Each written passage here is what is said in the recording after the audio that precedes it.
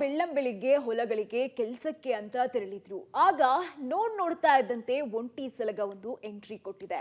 ನೋಡ್ತಾ ಇದ್ದಂತೆ ನರಹಂತಕ ಆನೆ ಇಬ್ಬರು ಮಹಿಳೆಯರನ್ನ ಕೊಂದೇ ಬಿಟ್ಟಿದೆ. ನರಹಂತಕ ಕಾಡಾನೆ ದಾಳಿಗೆ ಇಬ್ಬರು ಬಲಿ. 3 ಹಸುಗಳನ್ನು ಕೊಂದ ಪುಂಡಾನೆ.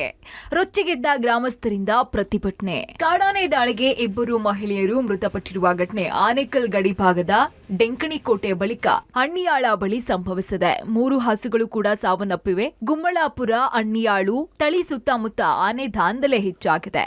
ಇನ್ನು ಗುಮ್ಮಳಾಪುರ ಗ್ರಾಮದಲ್ಲೂ ಕೂಡ ಒಂಟಿ ಸಲಗ ಮನಸ್ಸು ಇಚ್ಛೆ ಓಡಾಡಿ ಆತಂಕವನ್ನ ಸೃಷ್ಟಿ ಮಾಡ್ತಾ ಇದೆ.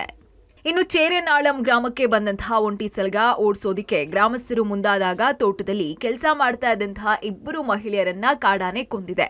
ಮೃತ ವಸಂತಮ್ಮ, ಅಶ್ವಥಮ್ಮ ಕುಟುಂಬಸ್ಥರ ಆಕ್ರಂದನ ಮುಗಿಲು ಮುಟ್ಟಿದೆ. ಆನೆ ಬಂದು ಅನ್ಯಾಳದಲ್ಲಿ ಒಬ್ಬರನ್ನ 6 ಗಂಟೆಗೆ ಸಾಯಿಸಿದೆ. ಅದೇ ಆನೆ ಬಂದು ಇಲ್ಲಿ 8 ಗಂಟೆಗೆ ಇವ್ರನ್ನ ತುಳಿದಿದೆ. ಅದೇ ಆನೆ ಇನ್ನೂ ಇಬ್ಬರಲ್ಲಿ ಟೋಟಲ್ 5 ಜನ. ಅವ್ರು 5 ಜನ ಪಾಪ ಕೂಲಿ ಕೆಲ್ಸಕ್ಕೆ ಹೋಗಿದ್ರು. ಅಲ್ಲಿ ಕೂಲಿ ಕೆಲಸ ಮಾಡಬೇಕಾದ್ರೆ 5 ಜನನೂ ಅಟ್ಯಾಕ್ ಮಾಡಿದೆ. ಬಟ್ ಅದರಲ್ಲಿ ಒಬ್ಬರು ಸಿಗಾಕೊಂಡು ಸತ್ತೋದ್ರು. 4 ಜನ. ಇನ್ನು ಕಾಡಾನೆಗೆ ಇಬ್ಬರು ಮಹಿಳೆಯರು ಬಲಿಯಾದ್ರು ಅನ್ನೋ ವಿಚಾರ ಕೇಳ್ತಾ ಇದ್ದಂತೆ ಗ್ರಾಮಸ್ಥರೆಲ್ಲ ಸೇರಿ ತೆಂಕಣಿಕೋಟೆ ರಸ್ತೆ ದಾಸರಪಲ್ಲಿ ಬಳಿ ರಸ್ತೆ ತಡೆದು ಪ್ರತಿಭಟನೆಯನ್ನ ಮಾಡಿದ್ರು. ಅರಣ್ಯ ಇಲಾಖೆ ಅಧಿಕಾರಿಗಳ ವಿರುದ್ಧ ಆಕ್ರೋಶ ಹೊರಹಾಕಿದ್ರು. ಇನ್ನು ಸ್ಥಳಕ್ಕೆ ಭೇಟಿ ನೀಡಿದಂತಹ ತಳಿ ಶಾಸಕ ರಾಮಚಂದ್ರ ಮೃತ ಮಹಿಳೆಯರ ಮಕ್ಕಳಿಗೆ ಸರ್ಕಾರಿ ಉದ್ಯೋಗ ನೀಡಲಾಗುವುದು, ಪರಿಹಾರದ ಭರವಸೆ ಕೊಟ್ಟು ಉದ್ರಿಕ್ತರನ್ನ ಸಮಾಧಾನ ಪಡಿಸಿದ್ರು. ಬೆಳೆಗಳನ್ನ ನಾಶ ಮಾಡ್ತಿರೋಕತ್ತೈತೆ.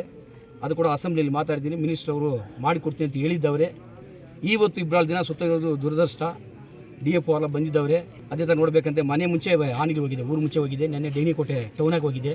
ಅವ್ರ ಕುಟುಂಬಕ್ಕೆ ಮನೆಗೊಬ್ಬರು ಕೆಲಸ ಬೇಕಂತ ಕೇಳಿದ್ದವ್ರೆ. ಏರ್ಕಂಡು ಅಲ್ಲಿ ಕೂಡ ಒಬ್ಬರು ಸುತ್ತೋದ್ರು. ಅವರು ಕೂಡ ಹುಡುಗನಕ ಸರ್ಕಾರ ನಿಶ್ಚಯ ಸದಸ್ಯಕ್ಕೆ ಏರ್ಪಾಡು ಮಾಡ್ತೀನಿ ಅಂತ ಹೇಳಿದ್ದೀರಿ. ಅದೇ ಥರ ಕುಟುಂಬಕ್ಕೊಬ್ಬರು ಮನೆ ಕೆಲಸ ಕೇಳಿದವ್ರೆ, ಕೆಲಸ ಕೊಡ್ಸಕ್ಕೆ ಹೇಳಿದ್ದಾರೆ. DFO ಹೇಳಿದವ್ರೆ. ನಾವು ಕರೆ ಕೂಡ ಮಾತಾಡ್ತೀವಿ. ಒಟ್ನಲ್ಲಿ ಇನ್ನಾದ್ರೂ ಕಾಡಾನೆಗಳ ದಾಂಧಲೆಗೆ ಬ್ರೇಕ್ ಹಾಕಲೇಬೇಕು ಅನ್ನೋದು ಸ್ಥಳೀಯರ ಒತ್ತಾಯವಾಗಿದೆ. ಅಂಬರೀಶ್ ಮಂಜು, ಪಬ್ಲಿಕ್ ಟಿವಿ, ಆನೇಕಲ್.